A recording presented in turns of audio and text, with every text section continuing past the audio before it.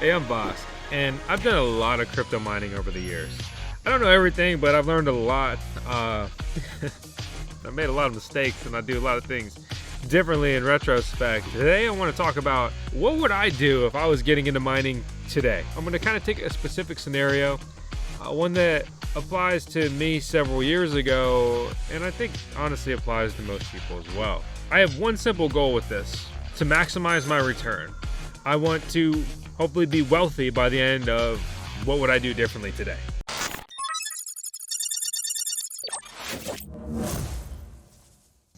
So let's say we've got a couple $100 or a couple $1,000. First thing I'm gonna do is research all the miners. I'm gonna look at the most profitable ones. I'm gonna watch some videos. I'm gonna read some articles. I'm gonna check out some Discord servers and try to get a pulse, right? Do my own research. And then I'm gonna look for the most up-to-date, affordable, best bang for buck miner, right? So if we take a time shot or a snapshot, a timestamp right now, right, that would probably be the Iceriver AL0, a mini ALPH miner. But we look at some other variables, and this is new, it's scary, it's unproven, but it's also a realistic price point. I can get into this for 800 bucks. 800 bucks is a lot of money to me. 800 bucks is also not going to bankrupt me if it doesn't work out. So I'll sink an order for the Iceriver AL0. If I was getting it a little bit earlier, I would have probably bought the Iceriver KS0 Ultra. If I'm looking at Kaspa and liking what I'm seeing, I may even sink an order for the Iceriver KS0 Ultra as well, because it's a couple $100. I could probably get it to my door with a power supply for around 300 bucks. And it also runs on 120 voltage, so I can plug it into any outlet throughout my house. It doesn't make much noise, it doesn't make much heat. It's approachable, right? I'm mining two different altcoins here. I realized that there's these mini Bitcoin miners, like we talked about the $99 like Canaan Bitcoin miner, and then there's little lottery miners and Bitaxes and stuff like that. But you realize you're just not really going to earn much mining Bitcoin. You mine Bitcoin, and it's really just a hobby, a proof of concept, with those mini miners. So while I think they're really cool, maybe I'll be like, hey, come by my Christmas and my birthday and get me one of those for those holidays, babe. Maybe that's what I would do, right? Kind of merging my new financial endeavor with a holiday.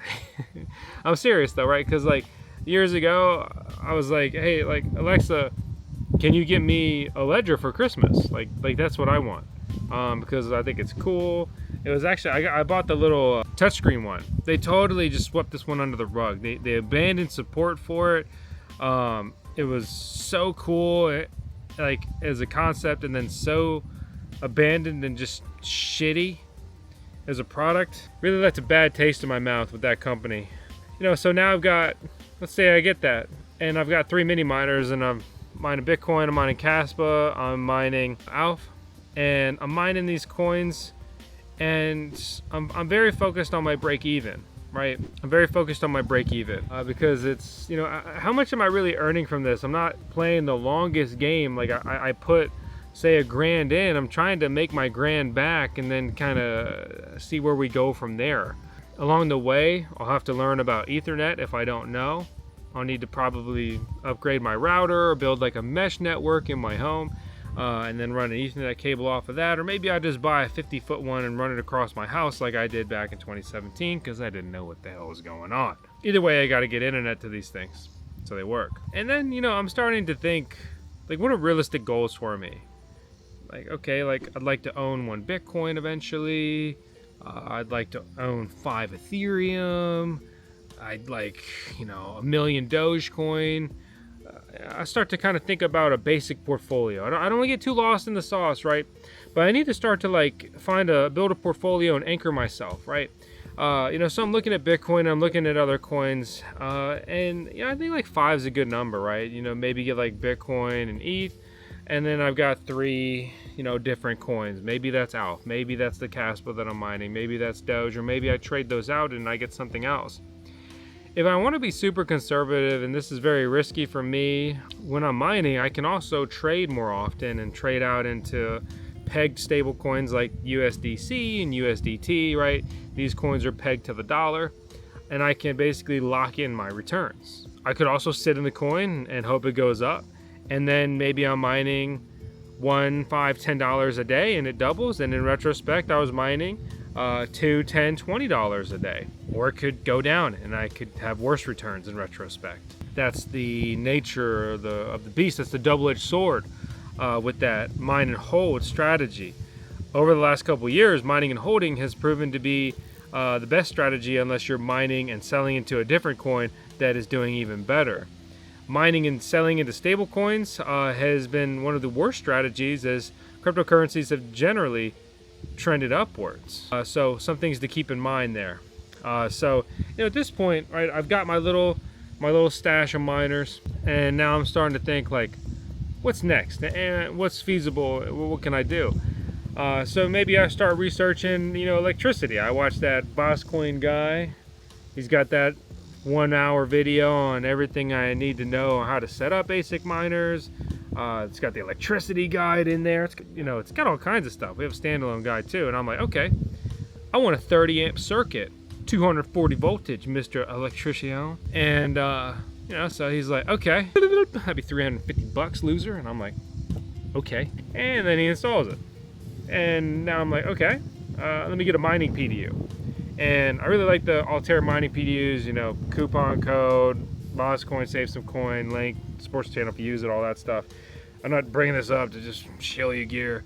I have a discount code and affiliate link with Iceriver as well, for what it's worth.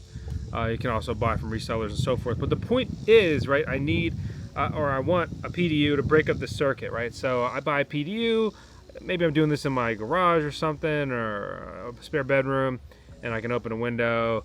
I won't go deep into the airflow issues here. Maybe I've got a basement and it's cool and I can just kind of throw it down there and it'll be all right. Snuck a mining rig into Miss Vosk's bathroom. I don't even think she knows about it. Drew, why is there a mining rig in the bathroom? And now I'm starting to look for a bigger miner, right? Because I can run any miner now that I've got a 240 voltage circuit, because they have these attached power supplies and they're rated for, real electricity. So I analyze the market and I just keep coming back to script, right? If you're not $1 million mining operation, it's too late to mine Bitcoin unless you have solar. If you have solar and you generate excess electricity, you can mine Bitcoin because, right, you can get your effective cost per kilowatt hour down, your electricity costs down, right? If you're only needing to pay basically half the bill of it, you have half the cost. If you can completely wipe out your electricity bill, you have that much excess solar, and you either have batteries or you're grid tied, right? It opens up a world of possibilities, and that could get you sitting in a profitable miner that will be much less expensive and much more viable long term than many alternatives. But unfortunately, I don't have any solar. So that's not going to work for me. So I'm looking at script. I'm looking at the script mining algorithm. It's mining Litecoin. It's merge mine. It's mining Dogecoin. And it's try mining. It's mining Bell's coin as well. And, I look at that and I look at the long-term viability. I look at the status of these miners, the new releases. And then I'm looking at the Bitmain Antminer L7. I'm looking at the ALPH DG1 miners. I'm looking at the Antminer L9, which is much better than all of the ones I previously just mentioned. And if I can swing it financially, I'm buying the L9. And if I can only afford a DG1, I'm buying a DG1. And if I can only afford an L7, I'm buying an L7. And that's what I'm doing, right? And so that would be where I would take my first, step into the bigger level of mining. And with that one miner, it's going to use maybe 12 amps of electricity. I still got the rest of my circuit. I can move my mini miners down there. I'll get a little network switch. I'll consolidate my mining gear. And I have the ability to add a second full-size miner down there if I want to do so, if I can handle it. And before you know it, you basically have 10 grand in mining gear. And hopefully before you know it, right, you're mining $10, $20, $30, $40 a day. I ain't just talking profits, I'm talking revenue, baby. One thing to really seriously think about is, for me, what would I do differently, is looking at this, or if I was to start today, not exactly what I would do differently. I'm entering this like as a business. Like I'm spending thousands and thousands and thousands of dollars, right?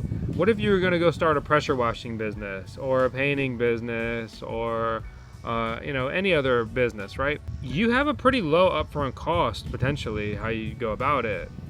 But you would still want to have those expenses. And running those expenses against your income would give you a more favorable outcome. Maybe you break even, right, with your expenses versus how much money you made. Like, you have no tax liability. Consult a professional, right? If you really do or not. And that results in savings. Like, I'm ahead of me without my business. So I'm making sure that I do the right things to maximize my returns, but above all, maximize my likelihood to actually be successful in a viable business. I want to succeed here.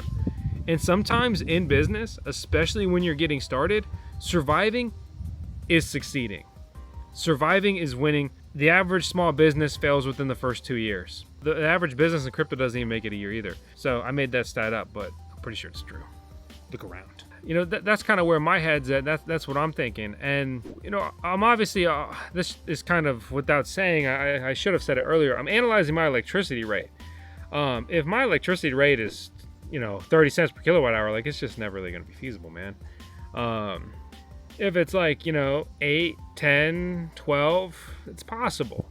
It's possible. Beyond that, it starts to obviously just get worse and worse. If you offset that with solar, that's great. If you're doing this as a pilot experiment and you have more capital and you're willing to either personally move or go acquire an area, a building, a property, whatever, where you have a lower electricity rate, it's totally fine to run a little bit more expensive proof of concept pilot experiment right at your home to learn how to do this. Honestly, mining is easy. It really is easy passive income on a small scale. As you grow it, it becomes obviously more of a job as you go along.